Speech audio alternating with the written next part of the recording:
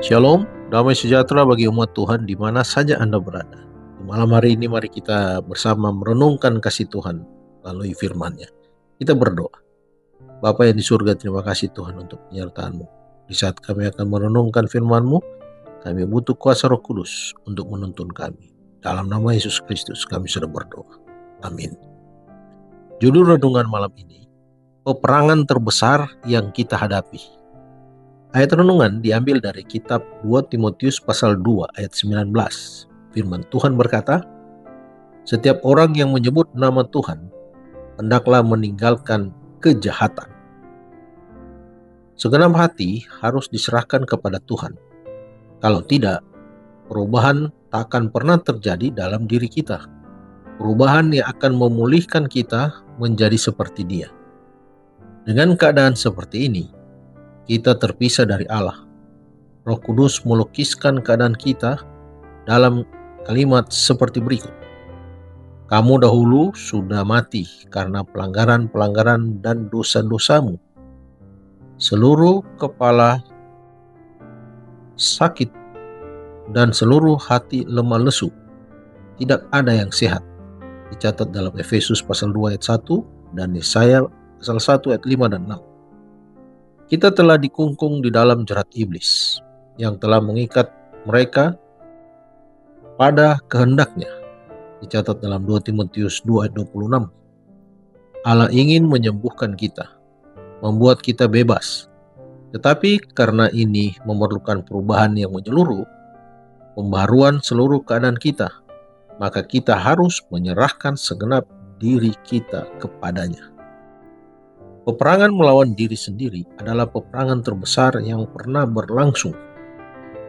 Penyerahan diri sendiri memasrahkan sepenuhnya kepada kehendak Allah, memerlukan satu pergumulan. Tetapi jiwa itu harus lebih dulu diserahkan kepada Allah, barulah dapat dibaharui di dalam kesucian. Pemerintahan Allah bukanlah seperti yang digambarkan iblis, didasarkan atas penyerahan yang buta, satu pengendalian yang tidak masuk akal. Pemerintahan itu menarik pikiran dan hati nurani.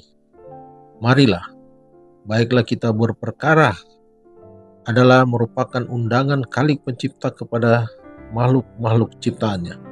Dicatat dalam Yesaya pasal 1 ayat 18. Allah tidak memaksa kehendak makhluk ciptaannya. Tuhan tidak mau menerima perbaktian yang dilakukan dengan pikiran dan kemauan yang tidak rela. Semua penyerahan yang terpaksa akan menghalangi semua pertumbuhan pikiran maupun tabiat. Penyerahan demikian hanyalah membuat seseorang seperti tidak mempunyai akal.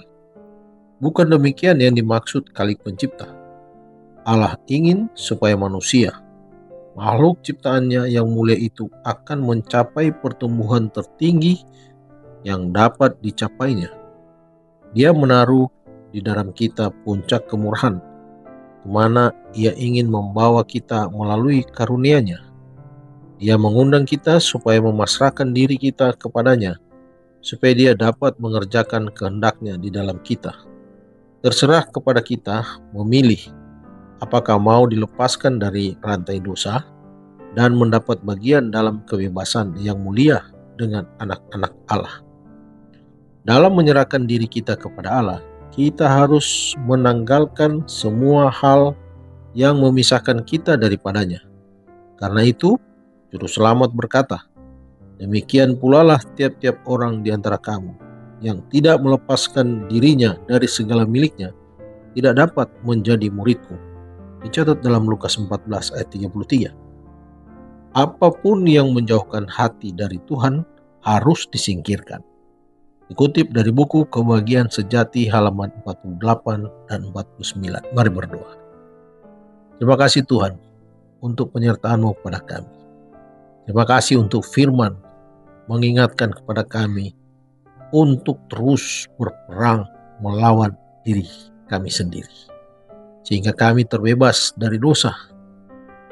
Iblis mau kami itu jatuh. Terima kasih untuk karunia Roh Kudus yang selalu menuntun kami, mengingatkan kami untuk selalu fokus hanya kepada Kristus. Tuhan di sorga, kami mau menyerahkan diri kami untuk kami diubahkan menjadi serupa dengan kehendak. Terima kasih Tuhan, memohon penyertaan dalam istirahat malam kami. Di dalam nama Yesus Kristus kami sudah berdoa. Amin. Selamat malam, selamat beristirahat. Tuhan Yesus memberkati.